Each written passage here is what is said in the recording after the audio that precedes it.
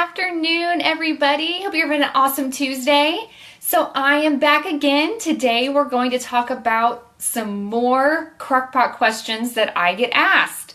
I'm talking about how not to take off the lid of your crockpot when it's smelling so yummy, when you need to be adding dairy and herbs, and a few other little tidbits. So stick with me here.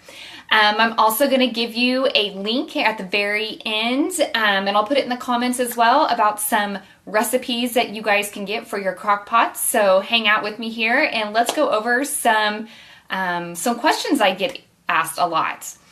First of all, my name is Vanessa Manus.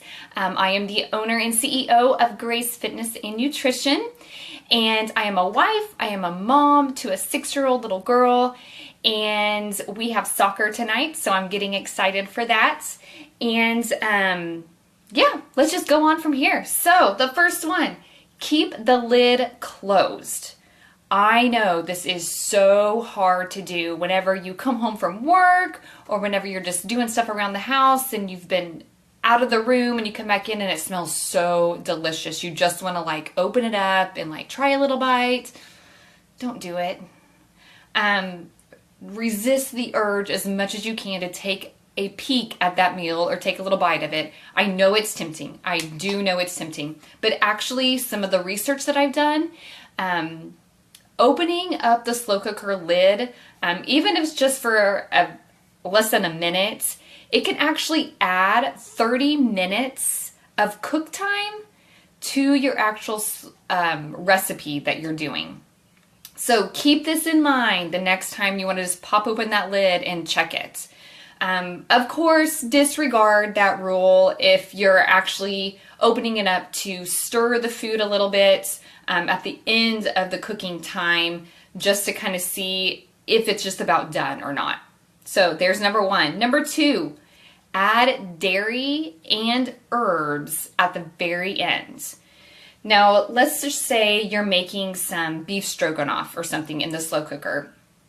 You only want to stir in the sour cream to that dish, or any dairy for that matter, in a slow cooker recipe right at the very end of the cooking process. So say like the last 30 minutes or so.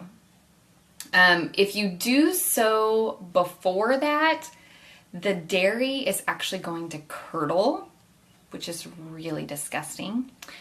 So the same goes for fresh herbs.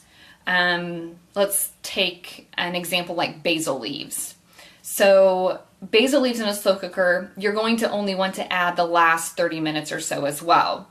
So both dairy and herbs, they just cannot hold up to that long cooking time and the high temperatures of a slow cooker. So that's why we want to add those at the very end.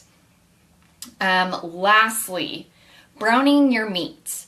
The extra step of browning your meat before you're putting in the slow cooker has two different bonuses to it.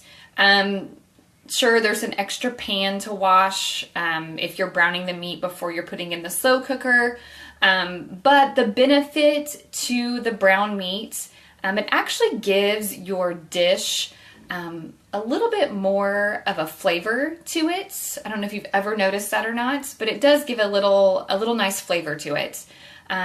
If you don't have time to brown your meat beforehand, don't stress about it, don't worry about it. It's just kind of an added little bonus that you get from browning your meat before. So if you're in a hurry or really just prefer dumping everything in the slow cooker and just going about your way, you can totally skip browning the meat, which is honestly what I do a lot of times. I like to just dump it all in and go. But if I have that extra time, browning it a little bit, even if you put some vegetables and try to kind of brown those up a little bit, kind of saute them a little bit before you put them in the slow cooker, that again is going to add some great taste and great flavor to your crock-pot meal whenever it's done. Then I usually, if I have the chance to brown my meat or my veggies, I'm the kind of person that likes to like get the spatula out and like scrape the pan as well as I can, and then all those caramelized little bits and pieces, either I'll eat or what I should be doing is tossing them in the slow cooker, because those two are great little flavor added bonuses to your crock-pot meal. So keep the lid closed. Add dairy and herbs the last 30 minutes of your crock-pot time.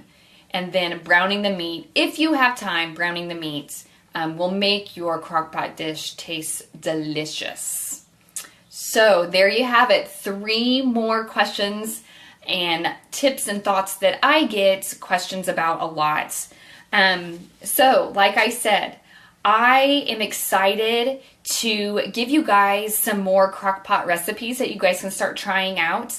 I have my very first launch of my ebook out right now. It is called 10 Healthy Crock-Pot Recipes, and I will stick the link to that below in the comment section. Just simply click on that. It's going to take you directly to the link that you need to go to purchase it. Super, super cheap, and you get some great value within the cookbook. The recipes are extremely delicious. They are healthy. And I say healthy and delicious all in the same word. Yes. Crock-pot recipes can be healthy and delicious all at once, and your family will enjoy them. I have fixed these recipes for my family. They are 6-year-old approved. So I promise you, you will enjoy them as a family. My ebook launch has begun. You can download it to your smartphone, to your tablet, or to your laptop or computer. So I'll stick that link below, and you guys have an awesome day. I hope these tips were very helpful to you, and I'll be doing another video tomorrow. Can't decide if I'm going to do it here on Grace Fitness and Nutrition or over on my personal page, Vanessa Manus. But either way, I'll be going live and giving you some more tips and tricks for your crock pot. Have an awesome, awesome afternoon, and we will see you later. Bye.